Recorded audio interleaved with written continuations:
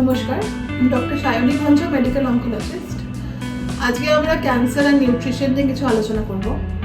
তো প্রথমেই বলি, ক্যান্সারের মেন কারণ দু রকমের হয়, একটা মডিফায়েবল আর একটা নন মডিফায়েবল। মডিফায়েবলগুলোকেই আমরা বেশি ইম্পর্টেন্স দেবো, কারণ নন মডিফায়েবল মানে যেগুলো চেঞ্জ করা যায় না, যেরকম ধরুন কোনো পেশেন্টের কোনো জেনেটিক মিউটেশন আছে বা তার ফ্যামিলি হিস্ট্রি আছে, তো সেইগুলো বাদ দিয়ে যেগুলো মডিফায়েবল রিস্ক ফ্যাক্টর হয়, যেগুলো কিনা আমরা ছোটো ছোটো চেঞ্জেস আনতে পারি লাইফস্টাইলে, তাতেই ক্যান্সারের চান্সেস অনেক কমে যায়। যেমন ধরুন নিউট্রিশন। তো প্রথমে যেটা হয়, আমাদের যেটা ভাবতে হবে যে খাওয়া দাওয়াতে নিয়ন্ত্রণ করতে হবে।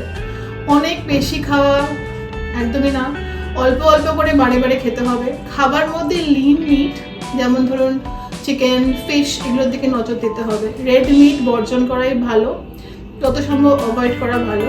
এছাড়া ভেজিটেবলস, ফ্রুটস, যেগুলো ফাইবারযুক্ত খাবার, সেগুলো খেয়ে দেখা গেছে যে অনেক ধরনের ক্যান্সার, যেমন কোলন ক্যান্সার বা আরও কিছু, তাতে ভালো রেজাল্ট আছে, ক্যান্সারের চান্সেসটা ডেফিনেটলি কমে। তো আমি সবাইকেই বলবো যে আপনারা একটা নিয়ন্ত্রিত লাইফস্টাইল মেনটেন করুন।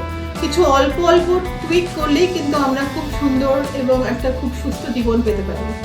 তো সবাইকে উইশ করবো, সুস্থ থাকুন, ভালো থাকুন।